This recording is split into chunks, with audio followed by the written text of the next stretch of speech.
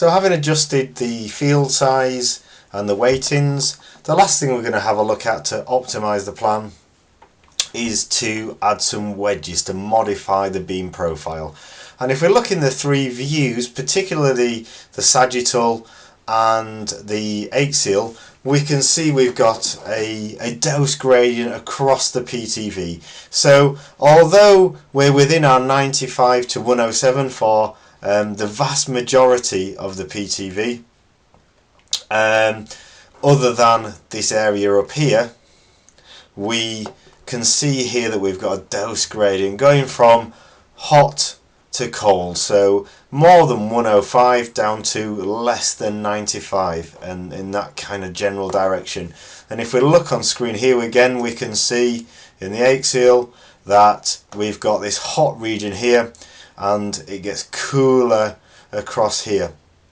And what we can do to just emphasize that, I can just put a beam profile across that region there, and you can see here that the total, what we would really want is that to be flat across there and then to drop off again.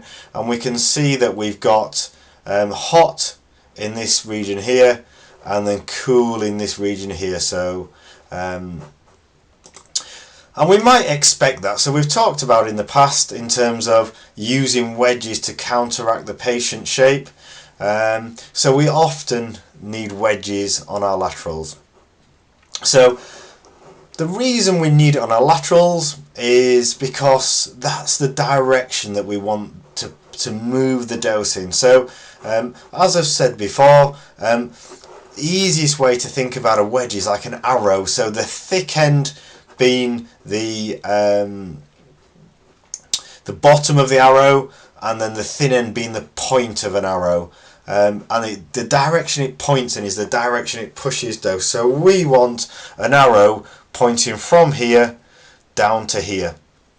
And so the way we're going to do that is by add a wedge laterally from thick end here, thin end there. Okay, so the reason we don't want it on an ant, because if we added a thick end here and a thin end there, that would push dose in that direction from left to right, so it would increase the dose on this side and decrease the dose on that side. But what we want to do is decrease the dose anterior and increase it posterior. Okay, so what we're going to do is select a left or a right field. So we'll go for left, and then the wedges come under this accessories tab. So if we click on accessories, we can see that we've got a number of wedges. So as we're on a varying machine, we've got electronic dynamic wedges, and we've got a number of options ranging from 10 degrees, 15, 20, 25, 30, 45, 60. So the bigger that number, the more effective that wedge is. Okay, and in terms of the in and the out, that talks around the jaw in which is going to move in order to cause the wedge profile. So by changing it from in to out, we're essentially flipping the wedge by 180 degrees, and we'll have a chat about that in class. So as everything we've done so far, it's an iterative process. So we're going to pick a wedge, see if it works, and if it doesn't, then we're going to change it. Okay, so again, I'm not necessarily going to optimize this fully, I'm just going to demonstrate how it works. So I'm going to pick a 45 degree wedge to start off with, and then I'm going to click OK. So what we've said is we want a wedge with the thick end there and the thin end inferior, and we can see that that's not happened. So if we change views, we can see that we've got a wedge with the thick end superior and the thin end inferior. So it's going to push dose in this direction, which isn't what we want. So what we need to do is to move the wedge by 90 degrees, and the way we do that is by moving the collimators. So if we move the collimators to 90 and then click OK, we can now see that the wedge is going from sup to in. So let's make that bigger. Not sup to in, sorry, ant to post. So that's the direction that we want it in. And similarly, if we look on this other window, we can see again we're going from ant to inf. Sorry, ant to post. The problem we've got now is though, because we've rotated the collimators round, it's kept the same field size, so our field size is now wrong. Okay, so if we were to do this in clinical practice and you were to do this for a living, then you would know to set our collimators to 90 or 270 for a lateral at the beginning. We've not done that because I want to show you the process by which we need to do that. So once again, because it's the wrong way round, we're going to reconform our MLC. So on the left field, I'm going to do that, and I'm going to once again put a 0.5 margin around, and what we would then have to do is optimize them again from what we'd done in the past. Okay, so that's that one. We're then going to do the same on the right. So I'm going to change the right to 90 degrees. Once again, the field size is now wrong, so I'm going to set that back to 0.5.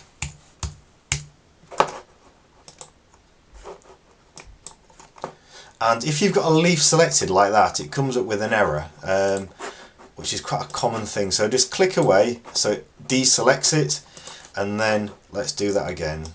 And now it does it as we should. Okay, so we've now set that round. I'm going to pop a wedge on. So properties, go to the field, properties, accessories, and we tend to keep the wedges the same angle. Okay, so if we look across on here, we can see that I've changed that to 90 as well. So on one side we had an out, on the other side we'll need an in. And if we click OK, we can see that that's in the right direction. If we just change the col to 270, so the cols were opposing, then we would have them both as an out. So one of them needs to be different. So now we have the wedges in the right direction. We would then recalculate again, and let's see what that does.